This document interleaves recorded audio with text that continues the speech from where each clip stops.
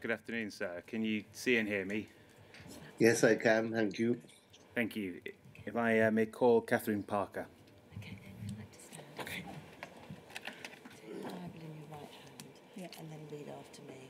I swear by Almighty God I swear by Almighty God that the evidence I shall give that the evidence I shall give shall be the truth, shall be the truth, the whole truth, the whole truth, and nothing but the truth. and nothing but the truth.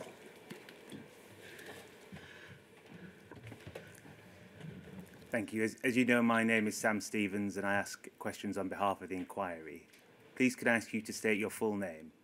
Kathryn Francis Parker.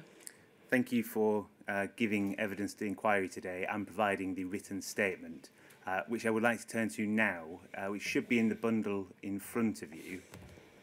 Yep. And is that dated the 10th of December 2022, running to 11 pages? It is, yep. Could I ask you to turn to page 9 of the statement? Mm-hmm. Is that your signature? It is, yeah. Are the contents of that paper, are the contents of that statement true to the best of your knowledge and belief? They are. That now stands as evidence in the inquiry, but I will be asking you some further questions. I'd like to start with your background. You say that you joined the post office in 1984. Yep. And that was in its graduate training programme. That's right, yep. And what was your first substantive role with the post office? As a graduate, I was attached to Counter Services 1.1, which was a team that was looking at the post office network in terms of coverage, as far as I remember. And then I had a variety of other roles. Could you just give a summary of the roles you had up till 1998? Oh, up to 1998. Okay, apologies, I didn't bring my CV with me, so I'm going to struggle a little as to the order in which they came. I stayed in Counter Services for a number of years after I finished the graduate programme. I then went over to I transferred over to the post office to work for the company secretary, where I headed up a services group for the company secretary. I then came back to Post Office Limited in 1995. Would that be Post Office Counters Limited? Post Office Counters Limited. Yes, it changed its name several times during that period. So it started off as the Post Office, then it was Counter Services, then it was Post Office Counters Limited. So back to Post Office Counters Limited in 94, was that? 95. 95, my apologies. And what was your role at that stage? So I was head of resourcing for Post Office Limited. So that was everything to do with recruitment of staff, workforce. Getting to 1998, were you in the same role then? I was in the same role in 1998, yes. In 1999, I became Head of Personnel Policy Development, which was leading on all of the HR policies that applied to workforce, but also leading on the policies that related to training. As we'll come to, you've referred to in your witness, or you've been taken to in your witness statement, some documents from January and April 1999. Yep. Were you in that training role in early 1999? I believe so. What's important to say, though, is I was in that training role. So my day job was Head of Personnel Policy.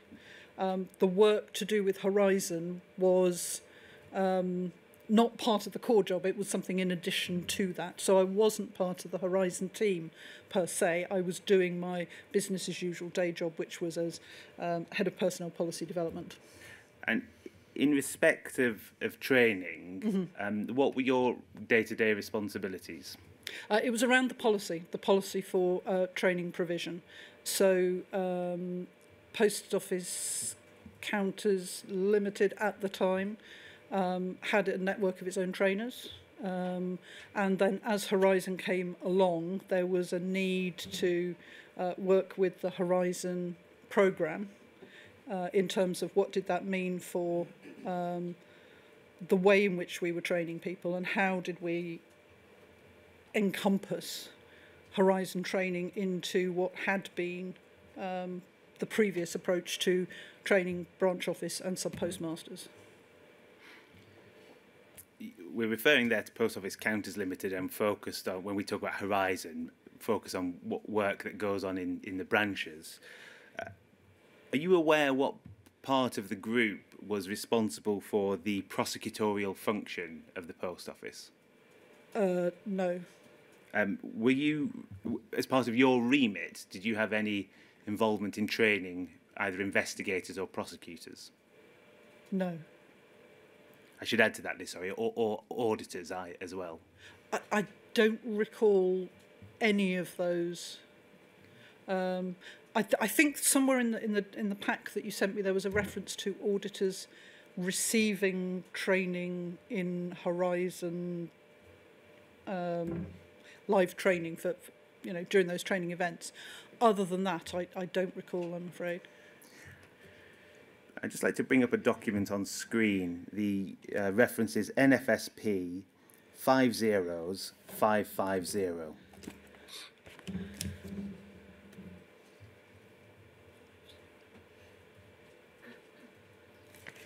Now, this is a meeting of the NFSP National Executive Council held between the 19th and the 21st of October 1998.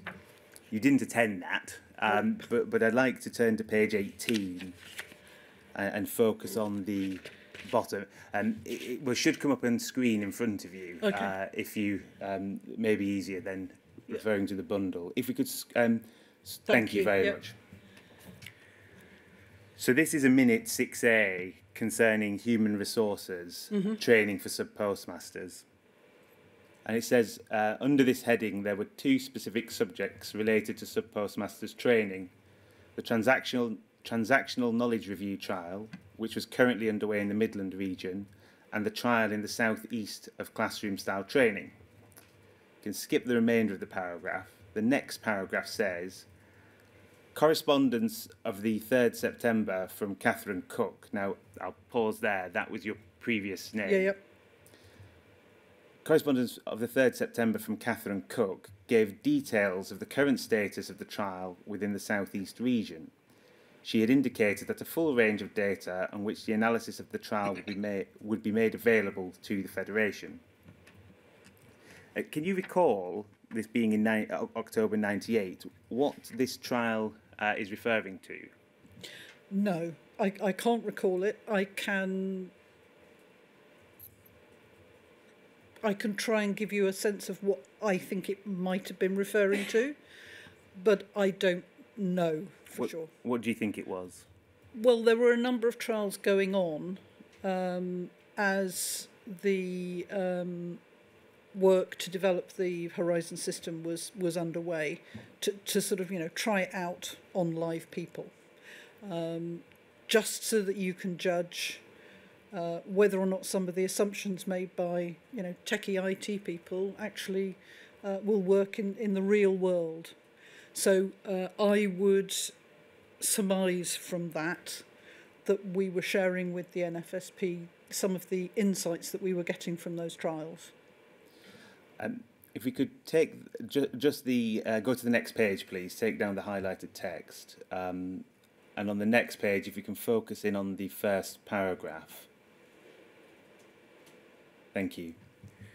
It went on to say, Mr. Burrows advised the Executive Council that a quite separate form of training was being introduced in the North Thames and East Anglia region, which involved classroom-style training, but for a 4-week period. Now, supposing then, none of the... it was never... a 4-week period of training for Horizon was never trialled, is that right? I don't ever remember us trialling something for 4 weeks. That would have been an incredible provision, even to consider, let alone to think about the logistics of deploying that. So we're knowing that this 4-week period scheme was being trialled. Does that assist you in remembering what this trial may have been? No, it doesn't. I have no recollection of us trying a 4-week trial. As I say, the logistical implications of having a 4-week trial for delivery of Horizon training would seem quite a commitment. Goes on to say the NC was concerned that training seemed to be becoming fragmented with variations introduced on a regional basis. It was the intention to seek to clarify the current situation and policy of post office counters towards training of sub-postmasters in order that the Federation could ensure that sub-postmasters received the proper training they required to meet their responsibilities. How was training organised prior to Horizon? Was it on a national level or by regions? I believe it was by regions, but my memory of that is not good. From recollection, I think there were training teams regionally dispersed who were, local to the area, who would be providing training. Beyond that, I'm sorry, I can't remember. We'll leave that there, and if we can move to another document, it's POLS 3039737. I want to start talking about what's been referred to as a Horizon Training Competency and Conformance Group. Yep. Just wait for the document to be loaded. Thank you. This is a letter that appears to be in draft form. It's addressed from you to Bruce McGoniven, dated 8th January 1999. There are changes in the handwritten changes to the letter. Is that your writing? I assume it's my writing, yes. And it says that you'd spoken to Bruce Niven about this competency. Yep. How did Bruce McNiven sit in the sort of hierarchical structure in comparison to you at this time? Oh, very much senior to me. Did you work? In what regard were you working with him on this? Was it? The way it worked in practice was that those who were working full-time on the Horizon programme would sometimes come to people like me on specific items, specific issues. They would ask for some input, they would take it and then do with it what they felt they needed to do with it. So it was more like being commissioned, I suppose. If we could go down on the document, please, to the bullet points. Thank you. In the bullet points, you set out 3 things that you thought needed immediate work. Yep. And the first one was, is the gap between the current performance and the necessary levels of performance consistent? Are gaps in knowledge, performance, understanding, etc., common across the population, or at least capable of being clustered? Yep. If they are, then we have a standard chance of filling them. If not, then without having individually designed training interventions, it's difficult to see how we can do something nationally. So here, are you looking at the gap between the competence of sub-postmasters pre-Horizon and the competence required to operate Horizon? I assume that's what I was talking about. It wasn't just for sub-postmasters, though. It was for anybody working in a post office. Any end user? Yeah. I assume that's what I meant. Yeah. The second bullet point says, are these gaps trainable in any sense of the word? Yeah. What did you mean by that? How to put this? Some people who were required to use the new system weren't happy about having to change their working arrangements. So there is a sort of a mindset, a sort of, a personal reaction to what am I being asked to do. So what that was referring to was if somebody's reluctant to take on the new knowledge, accept the new system, for example, then you can't just sort of train that into them. That's a much more focused piece of change management work rather than training. So, we can't win over hearts and minds through training, although, you can do a bit of it, but actually the change management piece more broadly is about doing that kind of thing. And then the third point is what would meet this training need, and it's that what I want to turn to now. You say if the answer to the going to say that basically if the answer to the first two questions is no, then the third bullet point doesn't apply. You go on to say that if the answer to the first two is yes, then we can go on to specify the business impacts of trying to fill these gaps, brackets, I suspect it won't be cheap, close brackets, and of course, of not filling them. Yep. So at this stage, could you foresee that there was a sort of training gap that the post office may not be able to bridge or may not try to bridge? I suppose my starting point with this particular one was that, if I get the numbers wrong, forgive me, it's a long time. I think there were over 200 transactions that were being done across the counter network at this point.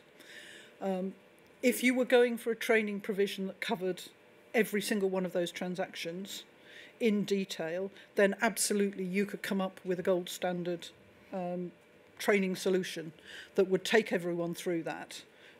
For every single transaction. The approach, though, was to say that actually some of those transactions are done really rarely.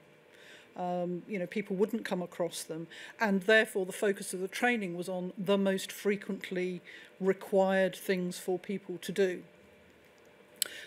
Because once you get competent in doing the most frequent transactions and you get confidence in using a system, that then means that you have the confidence to move on to some of those rarer, less frequent transactions.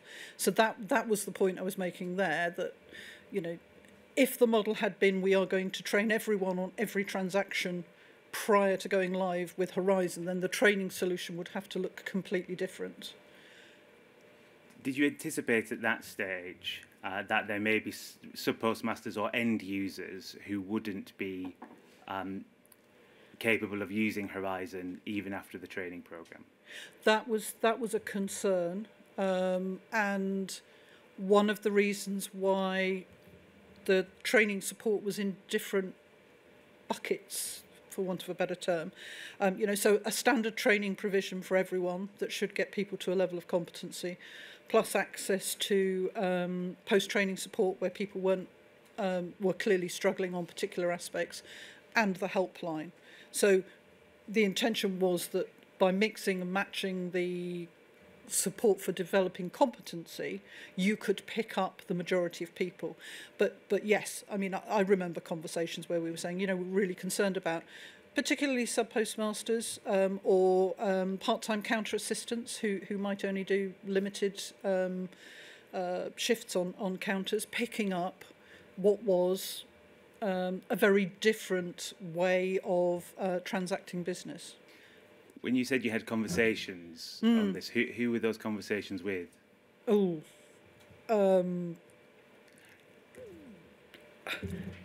I would find it very difficult to list them, but it was definitely a concern in post office counters at the time. I would be very surprised if the people who were copied into these documents weren't aware of that concern. And if that was a concern, what was the post office's plan for those who weren't able to meet the competence levels to operate Horizon? During the period when I was working on this, the issue, we couldn't quantify that issue. So there was a concern that was there, but we didn't know, and I think I put this in my witness statement somewhere, some of the concerns that we identified, we couldn't quantify. They might not have been, in reality, things that we should have been concerned about. The issue is as the data started to come through, much of that data came through after I'd moved on, sadly, that's where you start to see whether there's evidence that people are struggling to use the system appropriately. Well, we'll come to that later on. We'll move on slightly in the timeline. Please can I bring up Poll 3039748.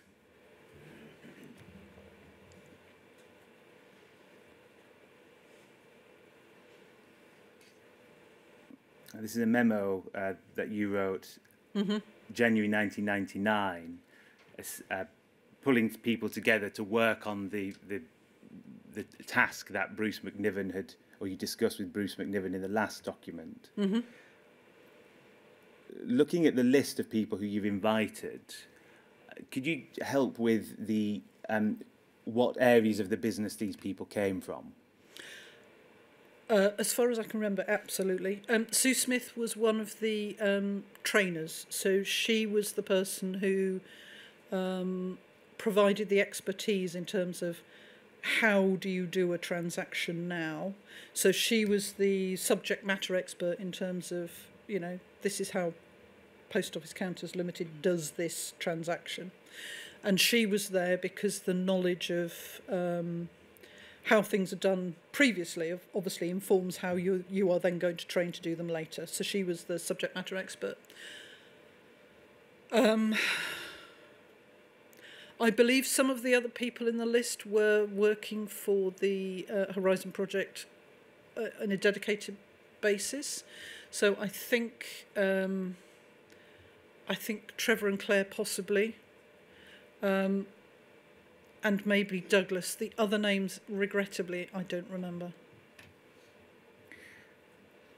Thank you. That document can be taken down now. Could we please go to poll 3039781?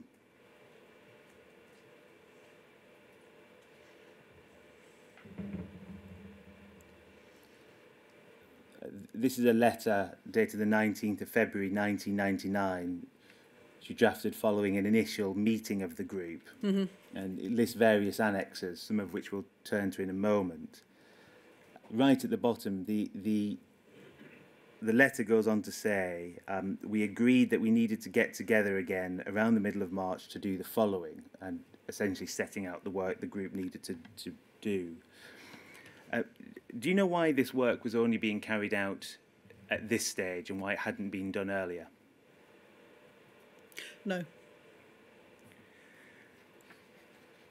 I want to turn then to Annex D, which is described as a copy of our gap/vent your frustration list, and that's POL 3039785.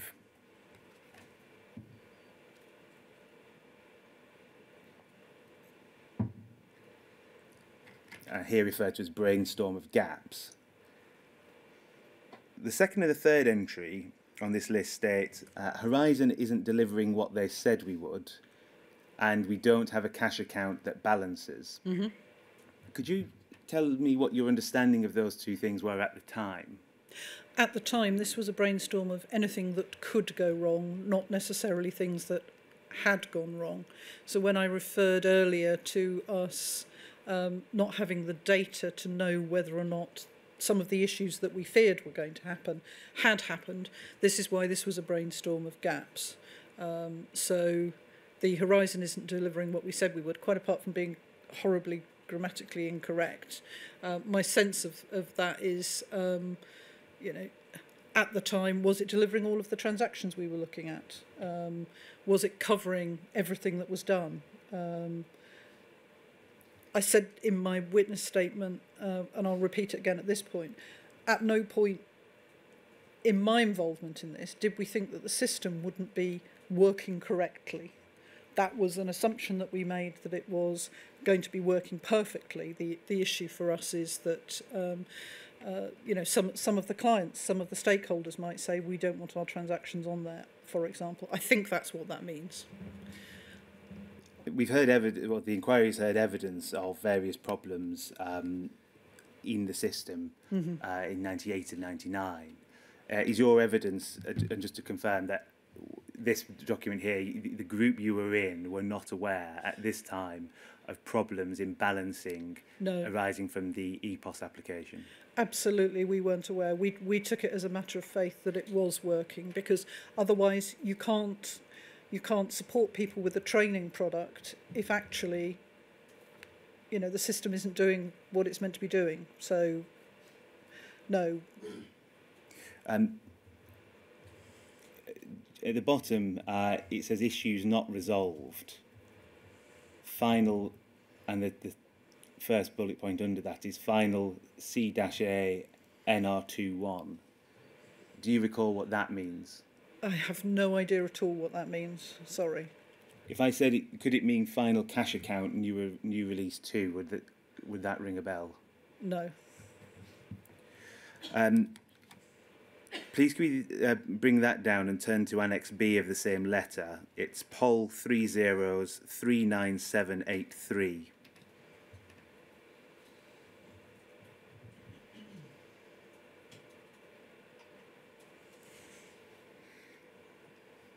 And this lists information to be shared around the group. The second square bullet point says Horizon database key information from John Marr. Do you recall who John Marr was? I don't recall what his job was. I know he was quite senior. He gave evidence earlier, being he served on as Horizon Product Assurance Manager and then Post Office Acceptance Manager, working on the Horizon project. Would you? That's entirely possible, yeah. It goes on to say regular reports on the potential risks which a training solution could avert from. Horizon service reports, BA/pathway, POCL joint meetings, before and after procedures group. Can you recall the type of information that the group was seeking from John Marr? Beyond what's listed there, no, I can't, I'm sorry. Would it be fair to say that the group was seeking information on the Horizon product itself or the system itself and how it was performing? Let me read it again. I'll answer that one. I don't know is the honest answer. After this length of time, I'm not sure. We'll move on to another document now. POL 3039724, please.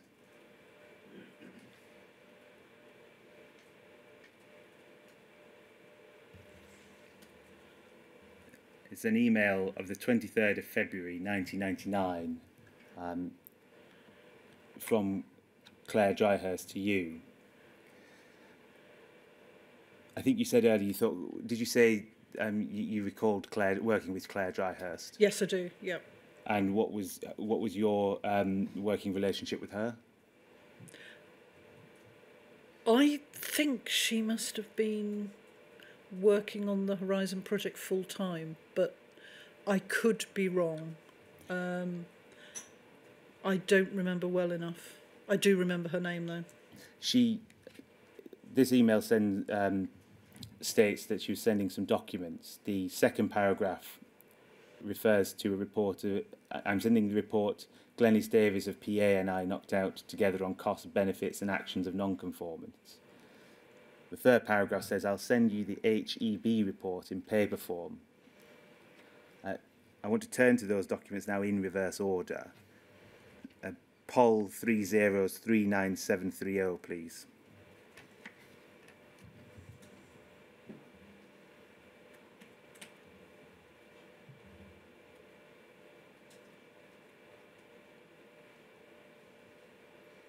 Thank you. This is a memo from Andy Radker in the business service management, 7th of January 1999 to Claire Dryhurst. It says, find attached a copy of the HEB consultant's summary findings from the Right First Time initiative. Do you recall receiving this report? No, I don't. I'm sorry. The report looked at 2 sub-post offices and 4 Crown Office branches, focusing on back office activity such as the cash account. Could I ask that we turn to page 5, please?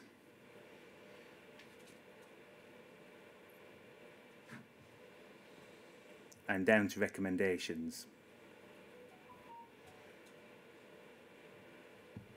It says, over the course of the 2 studies, it has become clear that although many of the risk factors leading to human error have been tackled successfully somewhere within the post office network, the organisation as a whole has not benefited as fully as it might.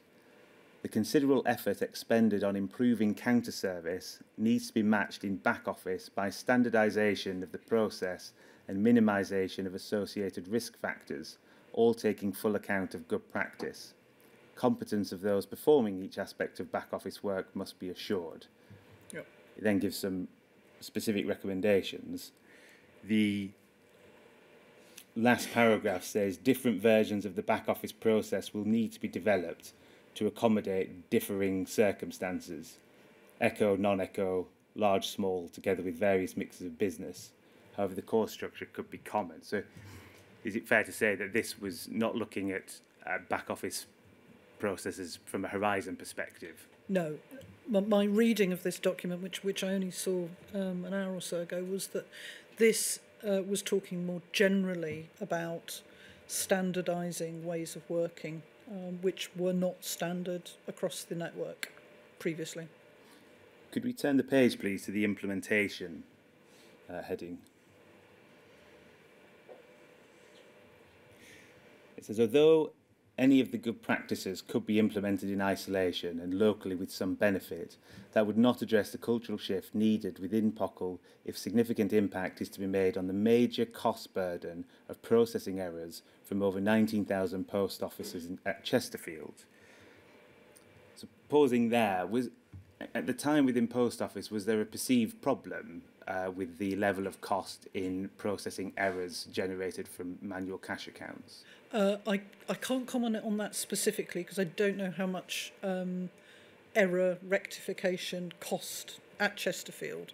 But I do know that there were different ways of working which people had developed over time, and the responsibility for sub-postmasters to train their counter assistants meant again that custom and practice developed both amongst the branch offices but also primarily amongst sub-offices as people found ways that worked for them. Please could we, let's stay on that page for the moment, sorry. It says, in the terms of reference described above, the challenge was characterised as making the best like the rest, and the study has made it clear that there are definable differences between those who make errors and those who do not. More work needs to be done to define those differences comprehensively and precisely, and then build them into a process, but it plainly can be done. If you could turn the page then, please. In an increasingly volatile business environment, POCL will need to disseminate many changes in working practices to its huge network in the years to come, and now is as good a time as any to review the most cost-effective means by which this might be achieved. To ignore recent and rapid advances in information technology and distance learning techniques would be to miss an opportunity. At this point, did senior management see Horizon as a tool to be able to standardise back office processes? I don't know for sure, but I would have thought so.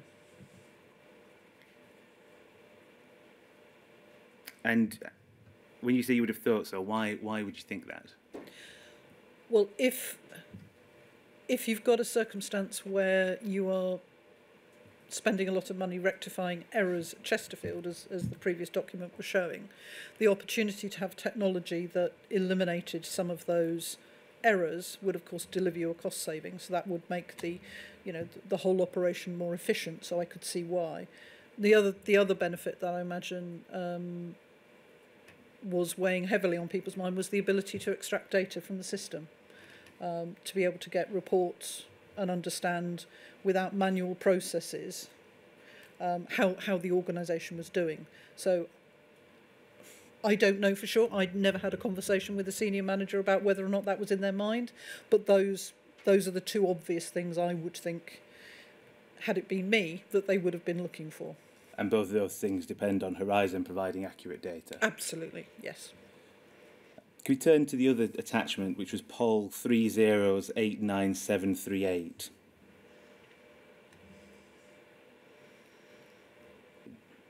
This is the Conformance Strand 3 business case, dated 11th December 1998, by Claire Dryhurst and Glenys Davis, with the document we referred to earlier in the email of the 23rd of February. And it looks at the costs of conformance and non-conformance when Horizon was introduced. Could we turn to page 17, please?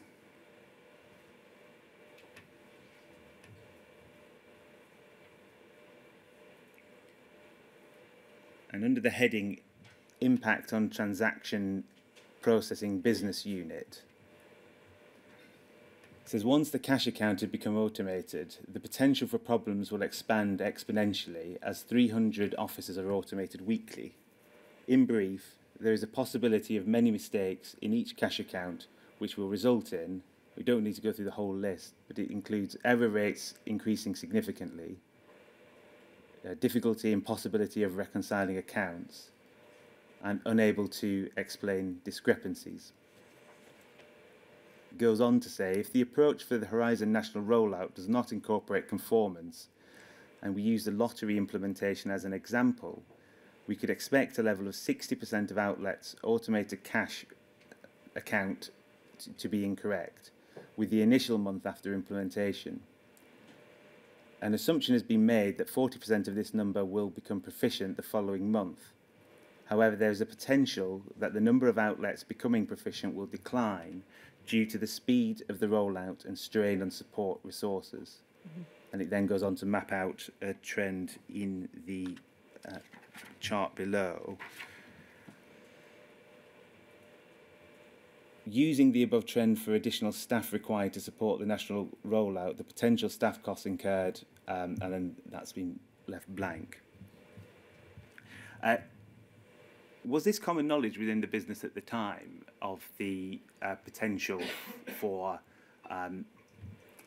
discrepancies and potential errors in the cash account if training wasn't properly implemented? I don't recall it, but I find it inconceivable that people wouldn't be concerned about it.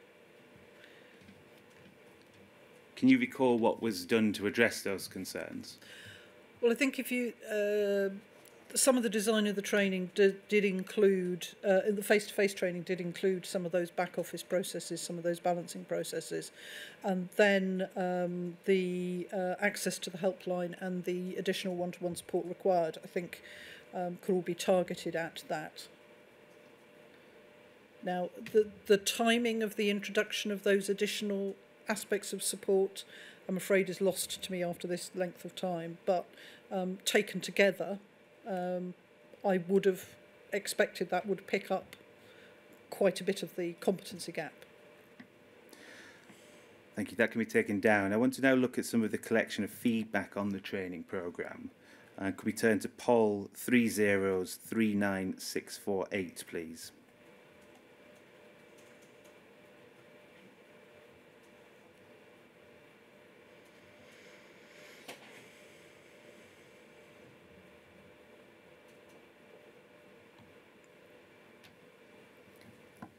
It's a training evaluation paper dated 8th of July 1999. You're not in the distribution list. Had you seen this document, or do you recall seeing it at the time? No, I don't. Sorry, if we could go up slightly. The abstract says, this document defines the processes applicable to Peritas activities undertaken to discharge the contractual responsibilities for the measurement of the effectiveness of the user training programme in a manner consistent with the Kirkpatrick model. Do you know what the Kirkpatrick model is? I do. What is it? It's the original and still the core methodology for evaluating the effectiveness of learning interventions. There are many different versions out there, but if you're slightly cynical, they're all Kirkpatrick in a different form or another. It's the gold standard one. Could we turn to page 10, please, of the document and under section 5.4?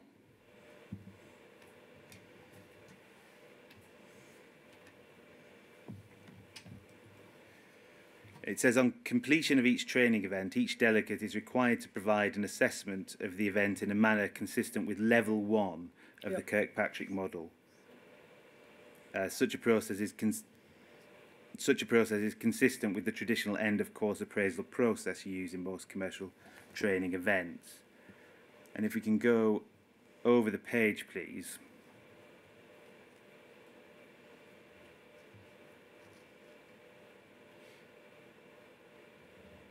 we see there's 5 areas that are to be tested: achievement of course objectives, quality of course presentation, etc.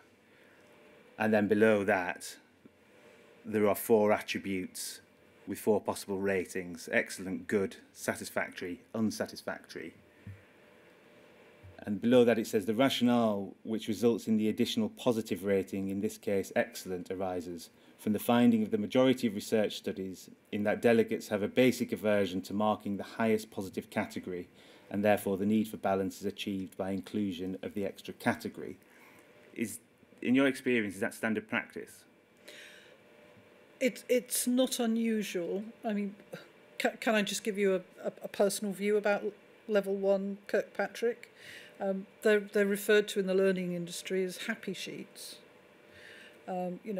Was the delegate happy with what was provided to them? And the reason, it's very easy to collect the data, but the reason why you should always treat happy sheets with caution is that generally at the end of a training event, when delegates have had the opportunity to get to know the trainer and feel comfortable, that they tend to mark relatively well. The value of the Kirkpatrick model comes from looking at evaluation at all levels, not just the easy happy sheet piece, because that is data that you can, you can get a snapshot, but it doesn't tell you anything about the willingness, ability and capability of someone to do it when they return to their office, which is why there are other levels of evaluation which are, shall we say, probably have equal if not more importance than the level 1 evaluation that we're talking about here. So is level 2 competency test immediately after at the training site? Level 2 is the competency test immediately afterwards, and level 3 is the ability to do it once you're in the real world. Level 4 would then look at whether or not all of the aims and intentions of whatever change programme you're talking about have been delivered. Level 4 is relatively rarely used, but actually is really important because that gives you the feel over time whether or not actually whatever it is you're training for has had the impact that you were looking for.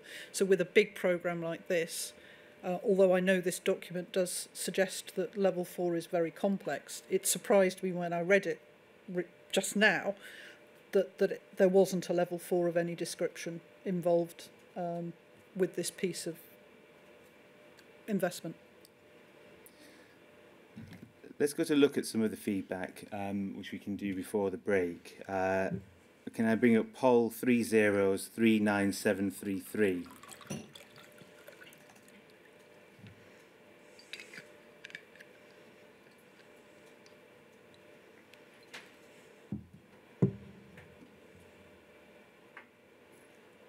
This is a fax from Alan Bourne to you, dated 30th of March 1999.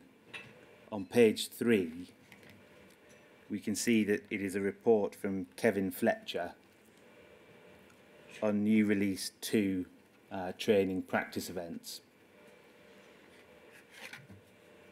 If we could turn to page 5.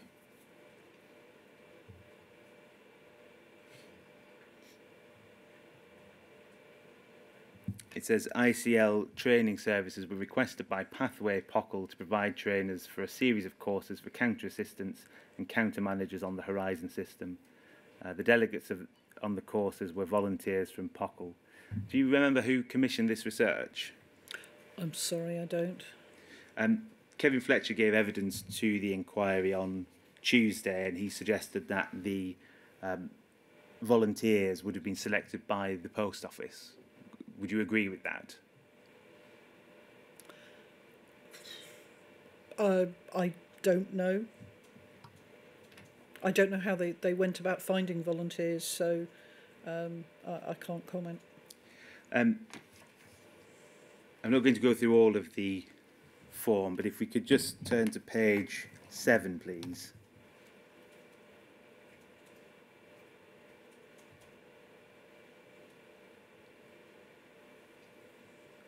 We see that this is for the Bristol counter managers.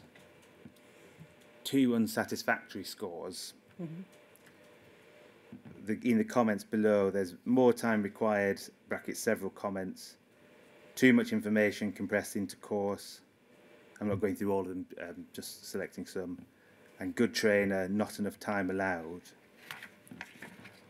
Over the page, with the Bristol Counter Managers course, 1 unsatisfactory. Selecting some of the remarks, I will need extra training, more time on balancing, error notices. Second day should be expanded to full day, especially for delegates who have no experience of automated systems. More time needed setting up users, allocating users. Course definitely requires 2 full days. Second day is 6 hours with no lunch break. I feel the course is unsatisfactory because it is very intensive and coverage of important tasks, i.e. balancing, is rushed as a result. Bearing in mind a sub-postmaster could be asked to do their first balance unsupervised. And then if you could skip, please, to 17. Thank you. At the bottom, the Tunbridge Wells counter assistants. No unsatisfactory scores. And then over the page, you have balancing 2 persons, like to add, could always have more time, error adjustments. Only satisfactory, because for my role as an auditor, I need to cover the balancing aspect of the system. Stock and office balancing, like to add. It's fair to say from those, the theme that came across was that people wanted from this more time on balancing and more time generally. Is that fair? Yes. Also, you refer to these as happy sheets. There's a low number of unsatisfactory scores there. Do you think it's fair to say that some of the comments made did make substantive criticism of the course? I don't know if the word criticism is right. Improvement opportunities, certainly. Although, maybe criticism is the right word. But there's a disconnect between the scores people give and the comments that they've made, and I think that points to the danger of relying on happy sheets alone. As one should look at these, as the course is progressing, one should look at the comments. You should always look at the comments, yes. Thank you. Sir, that might be a good time to take a break, a short break, if that is okay with you. I think you're on mute, sir. Sorry, could you just give me some indication of how much longer the evidence is likely to take? I anticipate another half an hour. All right, fine. So, what's the time now? It's just past 25 past 2. 25 to, yeah? That works, sir. Thank you. Fine.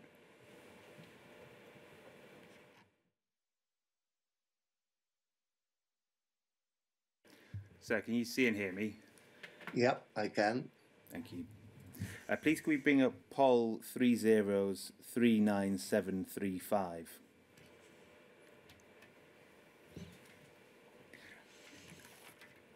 This is from you to Bruce McNiven, excuse me, on the 9th of April 1999, and it's titled Horizon Training Competency, and it encloses your Horizon Competency Report, which starts at page 3.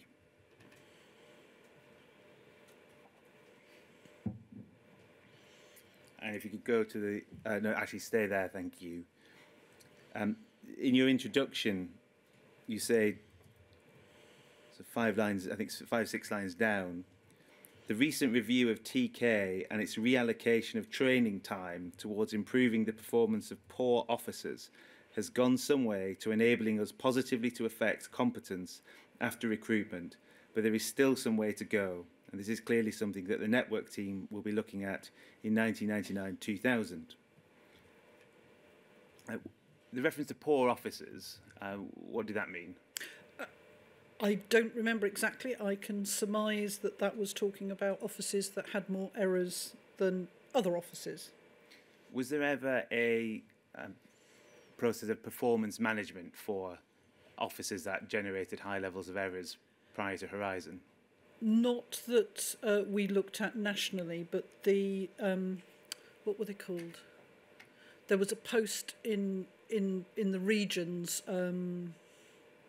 retail network manager, something like that. It was called, and they were responsible for managing networks of post offices in particular geographical areas.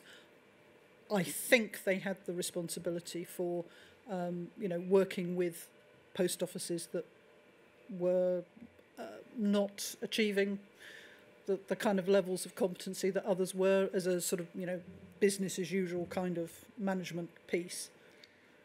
Can we take it from this and the other documents we've read? Was the Post Office interested in this stage on a national level, looking at performance management of its various sub-postmasters branches?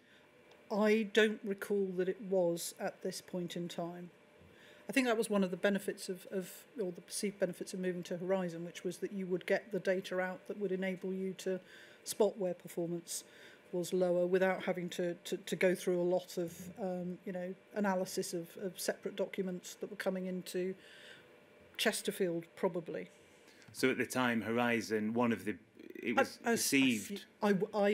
Yes, I believe so. I couldn't point you at a document that said that. But your understanding from working there is that Horizon was one of the advantages of Horizon is it would give you the data to pinpoint poor performing. Well, it would give you the data to pinpoint what was happening in the network. So whilst you could look at poor performing, you could also look at high performing and say, why is this office particularly high performing? It would let you look at individual transactions and see whether or not there are errors across the piece, or whether there were errors related to specific products or specific things that anyone working in a post office needed to do. So the data would allow you to cut and slice and dice all of that to work out how effective performance was.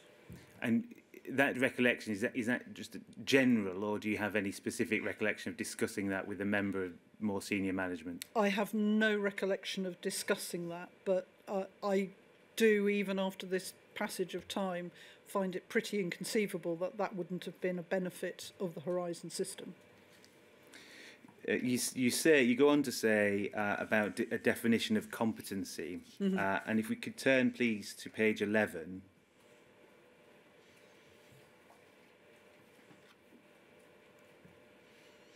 We have Annex A, which is a competency statement to what the group had set out as its definition of competency. And on the left, there is competency now, and on the right, competency post-Horizon.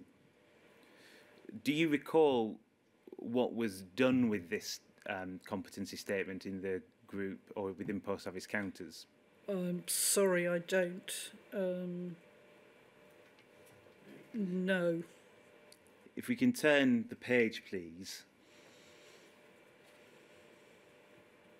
At the top, there is balance stock unit. And in the left-hand column, now, that's the now section, pre-Horizon, it says the various things to do and include identify discrepancies.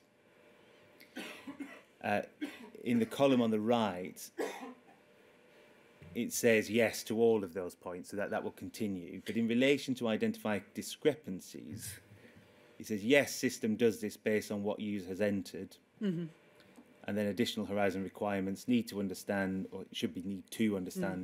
what a stock unit is and understand the whole process using Horizon, e.g. including balance periods. Now, at this point, so the point of the system does this based on what the user has entered. Did the competency group, or the group that drafted this, consider what a postmaster may need to do or may need to know to identify the cause of a discrepancy? I don't remember that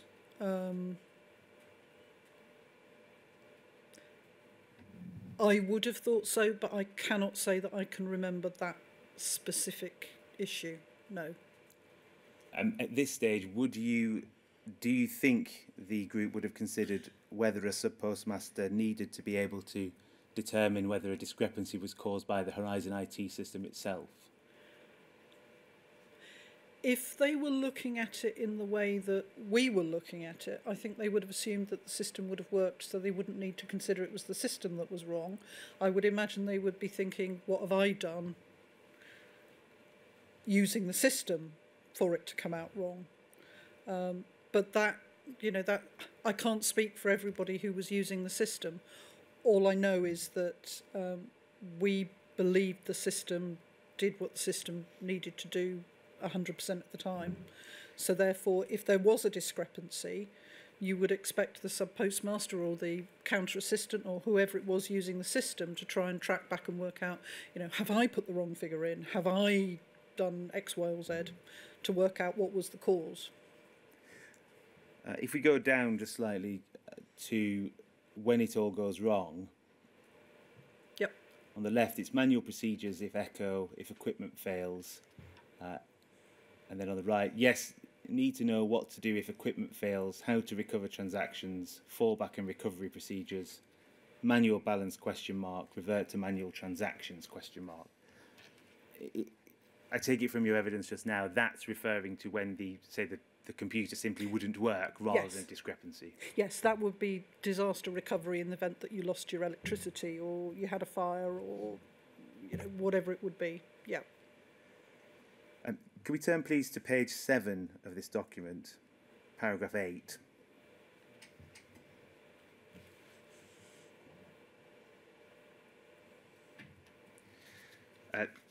This is where you make various suggestions, or the group makes various suggestions about what to do with the findings, which we don't need to go through in detail.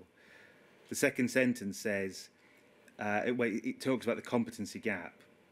And then it says, it could be thought that one of the things that the data collected is telling us that although there was a pre-course competency of only 79%, the fact that only 3 people would have failed the Horizon training, 2.37%, could be taken as an encouraging sign that a lack of competency currently would not be an inhibitor to use the Horizon system.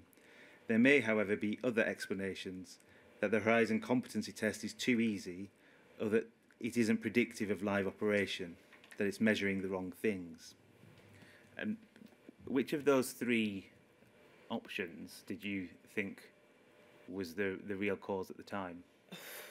I don't know.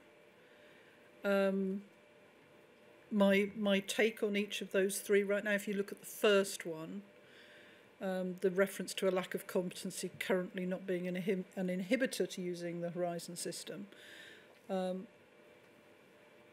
If technology is intuitive, it can eliminate errors because, it gives you options and choices that sort of will eliminate errors. So my assumption is that first one is saying that, the system itself could be helpful in the event that people were not as rock solid as they could have been in terms of the process or the detail. The Horizon competency test being too easy, well, this is where we launch back into the Kirkpatrick data thing, because this is where Kirkpatrick level 3 data would give you some of the information that you would need to know in order to say whether the competency test was too easy. So that's where the level 3 data really does help you, and the level 4 data, if you're doing that, would help you to know whether that was the case. The predictive of live operation, I think, is the least likely of the 3 to have been the key one. Do you have any recollection of anything being done to test which of those 3 was correct? I can't remember if there was. No, I'm sorry. Thank you. That document can come down now.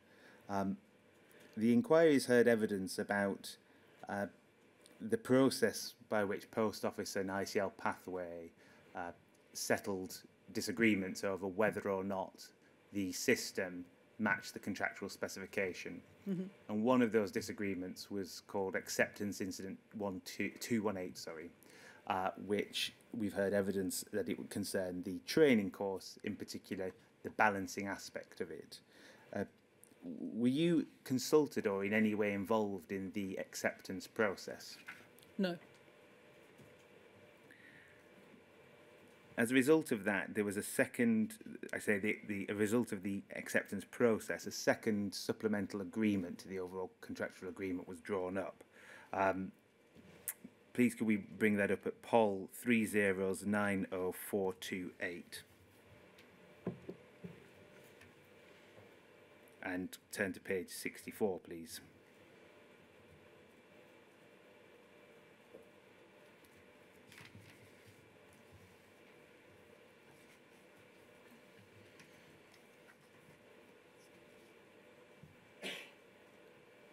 Sorry, it's 65, my apologies.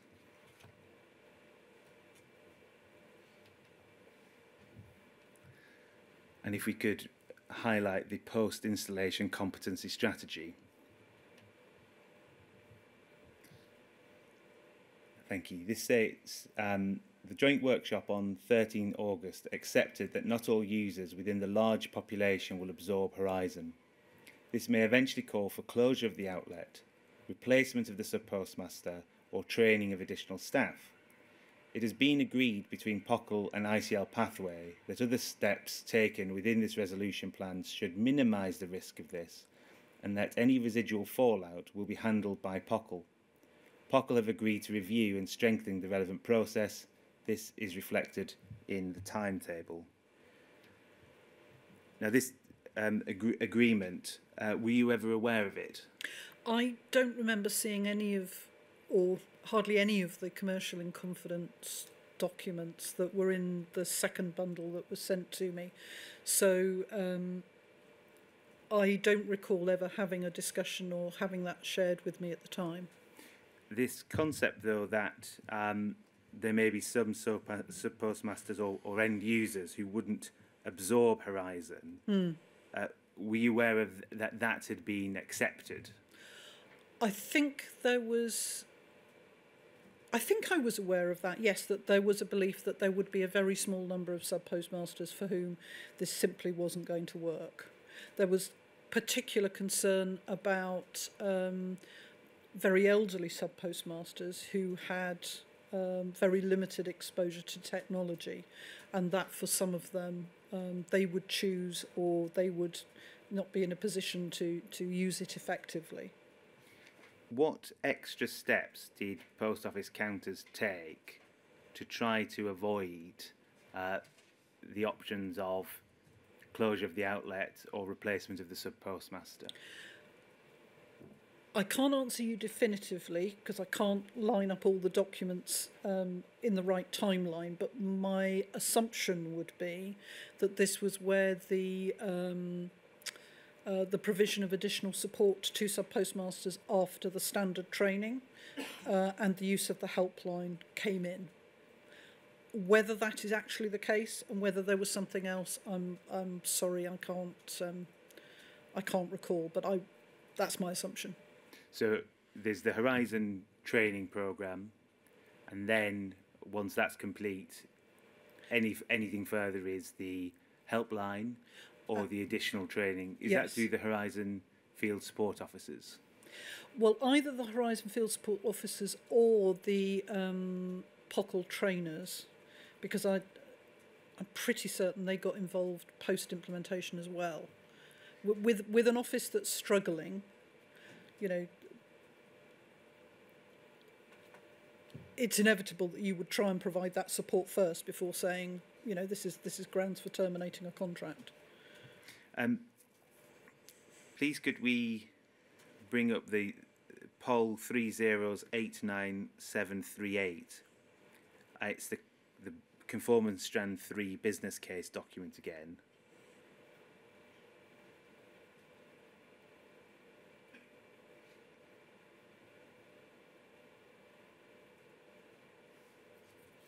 Sorry, yes, it's poll 3089738. 89738.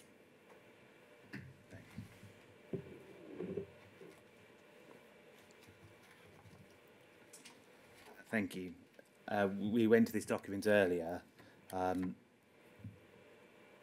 we turn to page 14, please?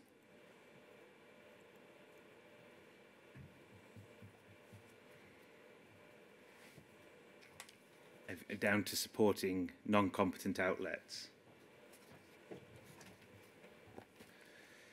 It says the current training programme focuses on the Horizon operational aspects without ensuring that the POCL processes and best practices are included. Also, there is an assumption that all personnel have similar base skills of working with the technology. This approach to training will have a more dramatic effect with the new release of Horizon, as this version of the software includes the reconciliation processes. These processes require the POCL perspective to ensure the daily and weekly reconciliation are complete. It refers to competency testing and states at the bottom of that paragraph, therefore there is a potential that an additional resource will be required to give remedial support to these non-competent outlets. This remedial support will include performing supplementary training to outlets, part or all outlet personnel, assisting outlets personnel meet the defined competency criteria. This activity does not currently have an obvious owner, i.e. implementation or operational. Can you recall if or when an owner of that additional remedial training was found? I don't. I mean, this document predates my involvement with the training provision for Horizon, so I'm not sure that I'd ever seen it before it was sent to me. I can't shine any more light on that one, unfortunately. It goes on to say at the bottom, by November 1999, the number of non-competent outlets will have exceeded 1,200 that require additional support above and beyond the operational support provided by the Business Support Centre. At this point in the rollout programme, the support services will be at breaking point due to the speed of the rollout, i.e. a further 1,200 outlets per month. At this point, the number of outlets becoming competent will increase, with the result that the need for additional support will spiral upwards. Can you recall any additional resources being brought in to provide this remedial training or further training that was required? I don't recall any additional resources coming in.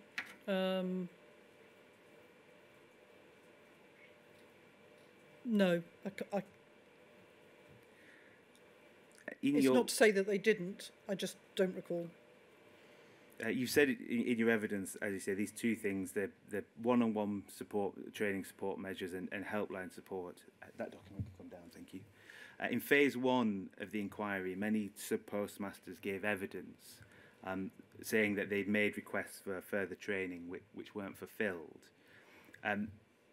When you say that you understood that there were one-on-one measures in place, what's the basis for that understanding? Was that checked by you? Did that the resource was actually available when required by sub-postmasters? I don't know is the honest answer. The organisation had trainers embedded in regions who were there to provide support to people. So I would have my rationale is that resource, as well as the Horizon trainers, would be there and available to provide that support. But no, I don't know. I want to just cover a last topic. One thing we've spoke about is using Horizon to drive conformance and back-end conformance. When Horizon was initially rolled out, sub-postmasters were able to post discrepancies to a local suspense account so that it could be held there, and then when they rolled over to continue trading, the cause of the discrepancy could be dealt with on another day. Do you recall that?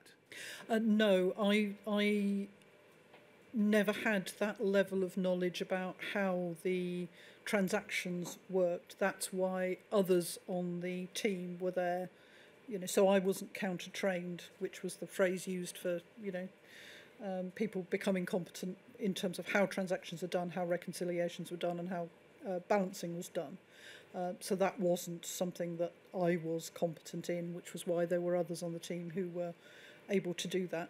The differences between how Horizon did it and how it was done before, that would be down to the Horizon team to actually define how the process had changed. So I can't help you with that one.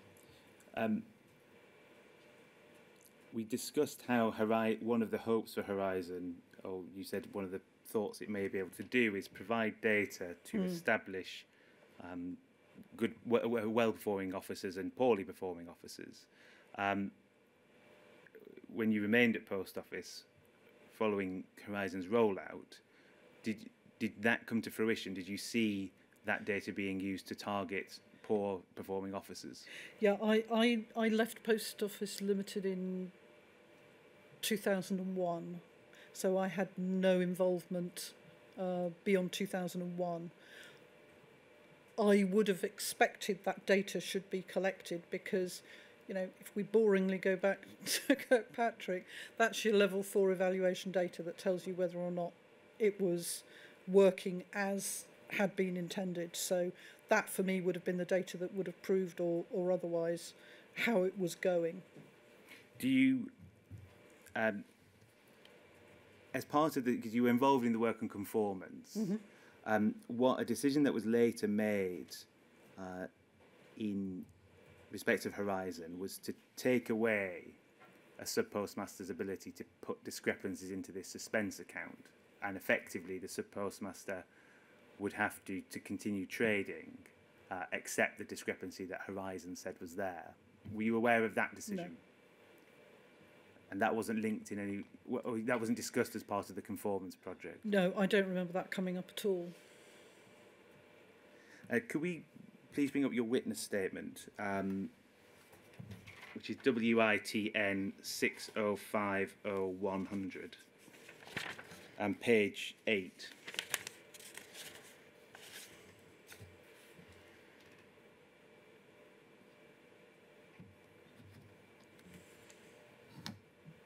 Page 8, paragraph 10, please.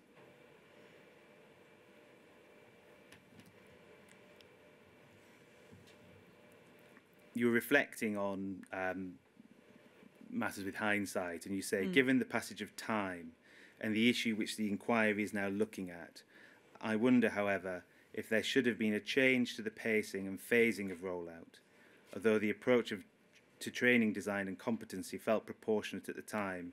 It may be the case that training duration should have been looked at in the light of data coming back from the competency testing process and other measures of effectiveness. Can you just set out your recollection of what data was coming back from the competency testing processes?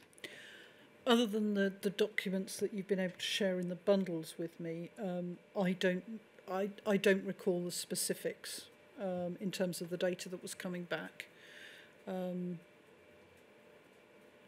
Data must have been coming back. I'm not saying it didn't. I just don't have access to what that was. And after this length of time, I'm sorry, I really can't recall which data it was.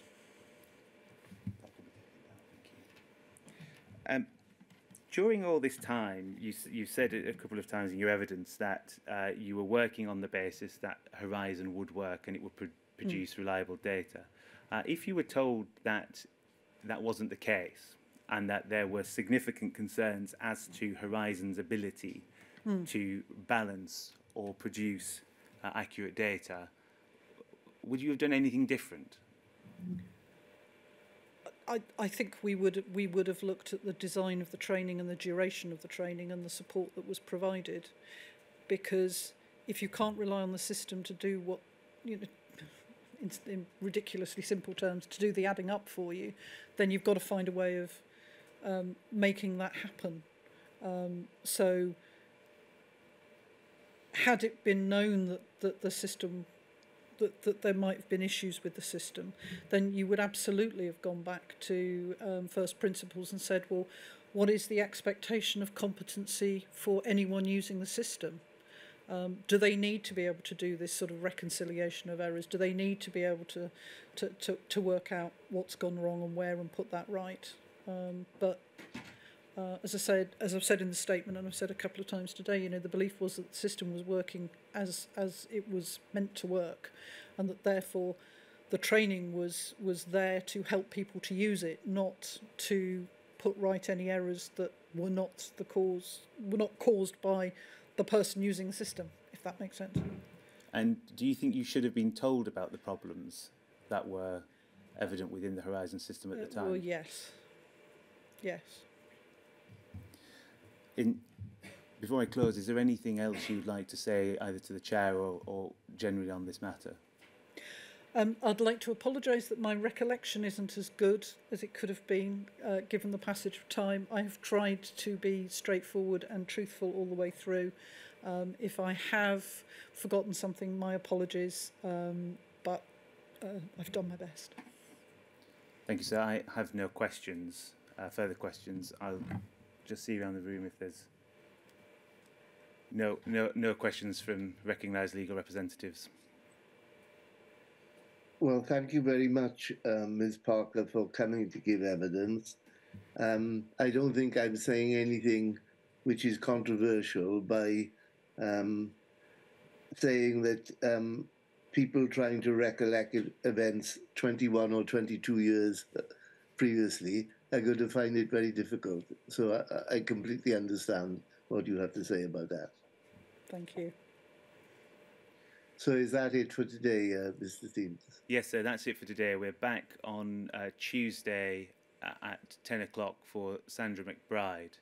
And so I didn't know if you wanted to say something about next week's timetable. Well, only in the sense that I think everyone should keep a keen eye on the inquiry website, because I think there is a degree of uncertainty as to who might be called next week for reasons which I needn't explain at the moment.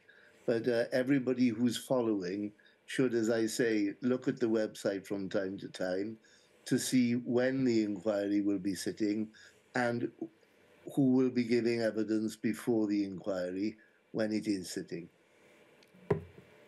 Thank you, sir. Thank you, Mr. Stevens. Thank you, sir.